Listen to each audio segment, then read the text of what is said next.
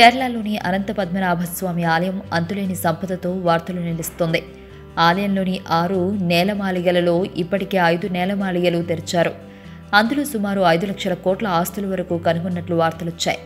ఇక తిరువనంతపురంలో అనంత పద్మనాభస్వామి కొలువై ఉండటానికి ముఖ్య కారకుడు బిల్వమంగళుడు. మరి బిల్వమంగళుడికి అనంత పద్మనాభస్వామి ఆలయానికి అక్కడే ఉండే ముసలికి ఏంటి సంబంధం అనేది విషయాలను గురించి మనం ఇప్పుడు తెలుసుకుందాం. కేరళ రాష్ట్రంలో అనంత పద్మనాభస్వామి ఆలయం ఉంది.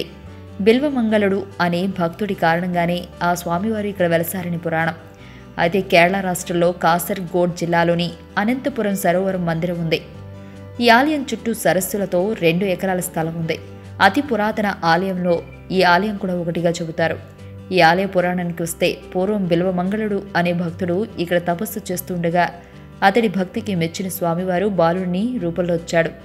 ఇలా తన దగ్గరికి వచ్చి బాలుని రూపంలో ఆ స్వామివారు ఉంటున్నారనే విషయం తెలియక ఎప్పుడూ అల్లరి చేష్టలతో ఉండే ఆ బాలుడిని బిల్వమంగళుడు మందలించగా అతడు ఒక గుహలోకి వెళ్ళిపోగా ఆ తర్వాత తన దగ్గరికి వచ్చినది స్వయాన స్వామివారి అని తెలుసుకుని గుహలోకి వెళ్ళి స్వామివారిని వెతుక్కుంటూ గుహలో నుండి బయటికి అంటే తిరువనంతపురానికి రాగానే గుహ బయట అతడికి పద్మనాభస్వామి విగ్రహం కనిపించింది.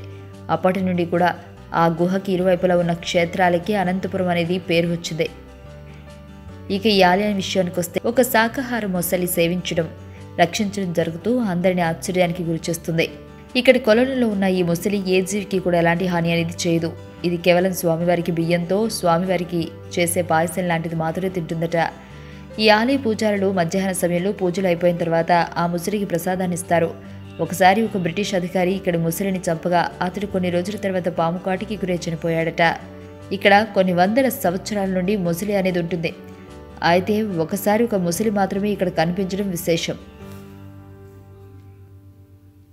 అంతుచిక్కని రహస్యాలు, మరెన్నో మనకి తెలియని పురాతన కట్టడాలు, వాటి వెనక దాగిన నిజాలు, పూర్వీకుల ఆచారాలు, మరెన్నో మూఢ విశ్వాసాలు, ఇలా కాలగర్భంలో కలిసిపోతున్న రహస్యాల కొరకు సబ్స్క్రైబ్ చేయండి రహస్యవాణి ఛానల్.